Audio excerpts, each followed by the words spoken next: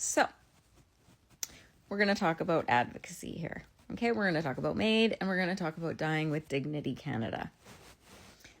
This is what I know. MAID generally is offered if you have a terminal illness and it is in your death is in the foreseeable future, which is summed up by the government as 6 months or less.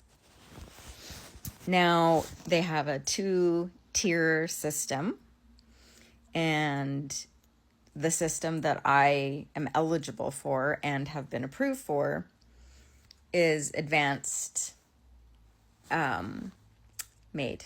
Basically, I am going to die from this disease, but I'm not going to die within the next 6 months, right? So I get to pre-plan my MAID well before. And so I have signed what they call a waiver of consent, meaning if I'm not cognitively capable at the time, my doctor can still move forward with the MAID process, okay? So let's just say I pick 2 years from now to do MAID. And 2 years from now, I am not with it. I can still get my MAID done because my doctor and I have agreed and I've signed the paper in advance. That is not available in all of Canada.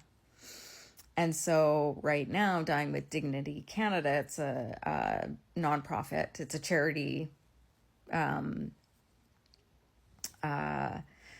it's run essentially to advocate for MAID in Canada. And I am so blessed that I have access to this. I think that having the knowledge that I'm safe and secure, my death is safe and secure, I know I won't have to suffer, I don't even need to think about it right now.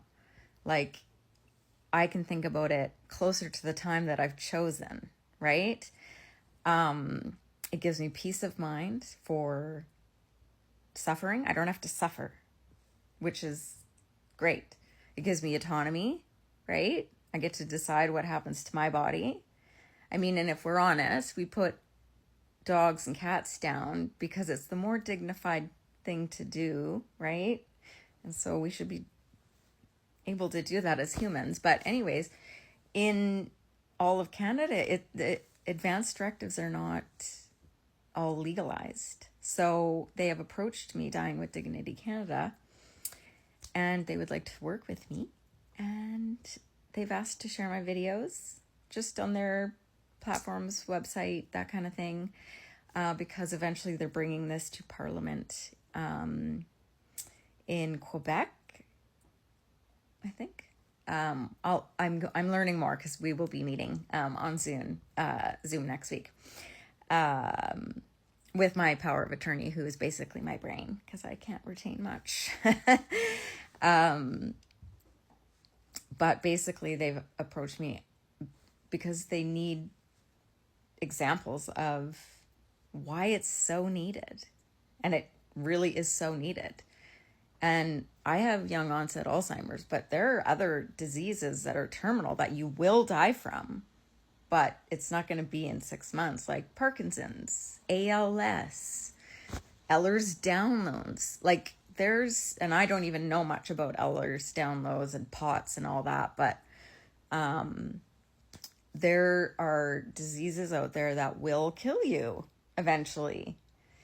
And if you're suffering and you get to decide what that suffering is, which I think is really cool, you can plan ahead. You don't have to be 6 months close to death. And so it's funny because my other page was more about trying to find community, and I did find community, and y'all are here, and I'm so glad that you're here. But I came back more for advocacy work because I am tired of the stigma of invisible illnesses, and let's just get that invisible disability community out there because hello, I'm here with you and I'm advocating, okay? and I'm here for advocacy on medical gaslighting. I'm just here for advocacy for MAID, for people with dementia, Parkinson's, all, just all of the things, and especially for advanced directives. So they are bringing this to Parliament so that it can be legalized in all of Canada, and I am so for that. Because that freedom of knowing that I have chosen a death day allows me to live today in today. Like, I don't even need to think about death day or what that's going to look like, because I'm at peace now, which has given me so much. It's given me the ability to process my life.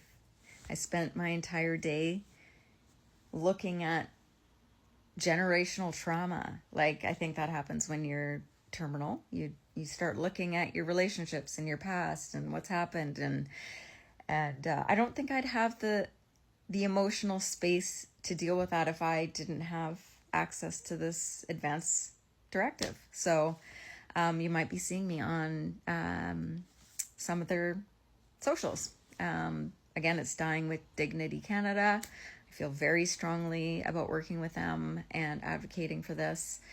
And I just feel really, it just made my day. Just made my day brighter.